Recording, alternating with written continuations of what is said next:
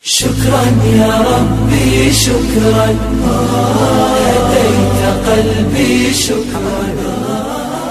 Badan Wakaf Ulil Albab adalah sebuah badan yang konsen di bidang wakaf, yang menghimpun dana wakaf, kemudian mengembangkan dana wakaf itu sebagaimana kebermanfaatan wakaf itu sendiri.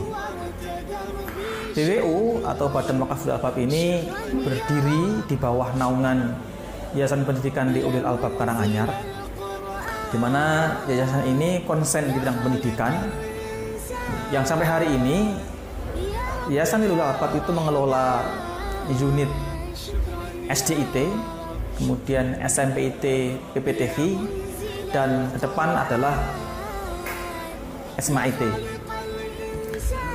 Nah, BWU ini diharapkan kemudian bisa menjadi sebuah badan yang bisa mengembangkan Yayasan Pendidikan di Ulil Albab baik secara infrastruktur maupun yang lainnya dengan pengembangan dana wakaf.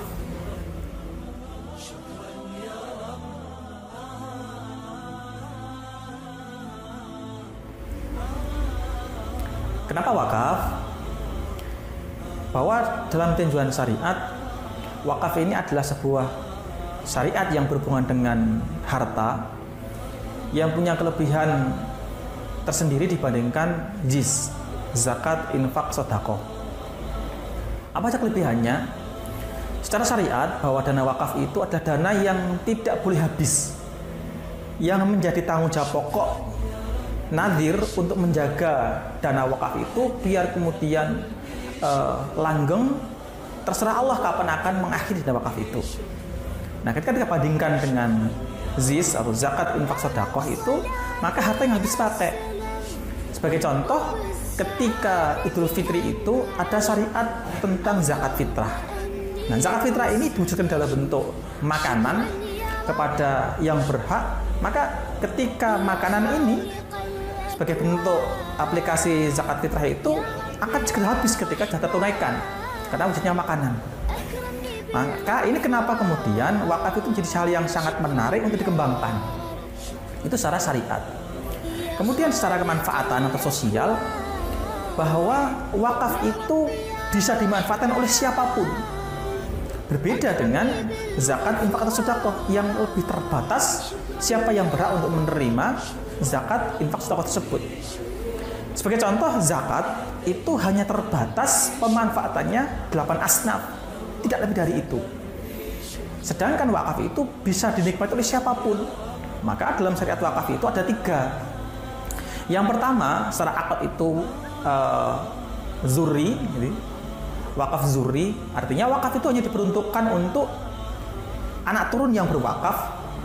Kemudian ada juga wakaf khairi, ini sifatnya umum, artinya memang wakaf itu diperuntukkan untuk kemanfaatan umat gitu. Dan yang terakhir adalah gabungan antara zuri dan khairi atau wakaf mustarak. Jadi dari segi kemanfaatannya, maka wakaf itu jauh lebih besar, bisa menyentuh semua lini. Itu kenapa kemudian wakaf ini menjadi menarik untuk dikembangkan.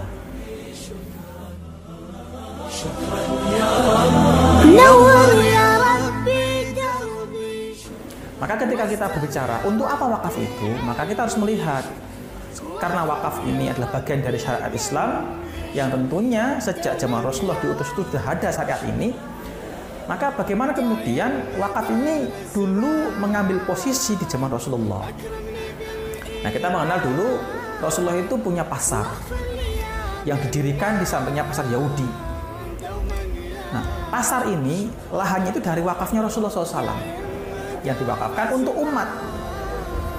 Kemudian kita juga di dalam bidang kesehatan kita pernah mengenal istilah Bimaristan. Bimaristan itu adalah rumah sakit di zaman Rasulullah dan para sahabatnya yang kemudian pengembangannya itu disupport dari dana wakaf. Ada lagi dalam hal pendidikan.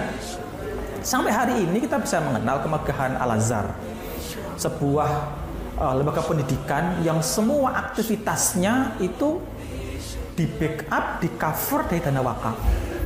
Maka ketika wakaf itu bisa hadir untuk memberikan solusi permasalahan umat, Maka akhirnya peradaban Islam yang dulu pernah hilang itu bisa dinikmati hari ini, termasuk pendidikan secara gratis dan berkualitas. Bahkan di negeri kita, Gontor itu satu proyek keberhasilan pengembangan wakaf. Begitu besar pondoknya, berkualitas pendidikannya, tapi kemudian secara pendanaan terjangkau karena di-cover dana wakaf.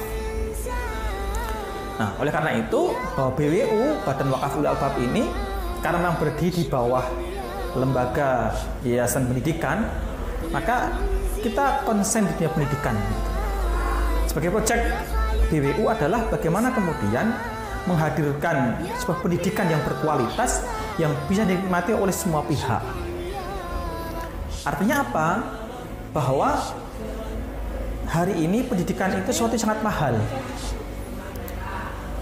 Pendidikan yang berkualitas itu memang mahal, tetapi kemudian karena mahalnya pendidikan itu tidak ramah pada semua pihak. Maka solusi terbaik adalah bagaimana kemudian dana wakaf ini bisa menghadirkan pendidikan yang berkualitas tapi ramah kepada semua pihak. Nah, itu harapan kita. Kenapa kemudian kita mengembangkan Badan Wakaf Ulil Albab ini sebagai solusi untuk kita bisa menghadirkan pendidikan lewat lembaga Yayasan Ulil Albab ini, pendidikan yang berkualitas tapi juga ramah kepada semua pihak, siapapun boleh masuk begitu. Karena tadi kita berharap ke depan bahwa pendidikan itu bisa lebih murah dengan coveran dana wakaf. Nah, proyek-proyek yang kita kembangkan adalah kebutuhan sebuah lembaga pendidikan itu parameternya cuma dua.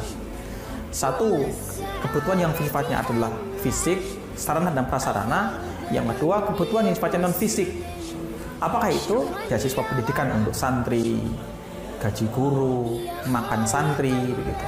Maka dua kebutuhan ini sebenarnya bisa di-cover dengan pengembangan dana wakaf. Nah, proyek kita adalah bagaimana tadi kita bisa mengembangkan fasilitas pendidikan itu tidak kemudian tergantung kepada pendanaan wali santri, tetapi dengan kita mengembangkan dana wakaf itu untuk mengcover baik untuk pengadaan sarana dan prasarana sekaligus untuk mengcover pembiayaan santri mondok, beasiswa santri dan sebagainya.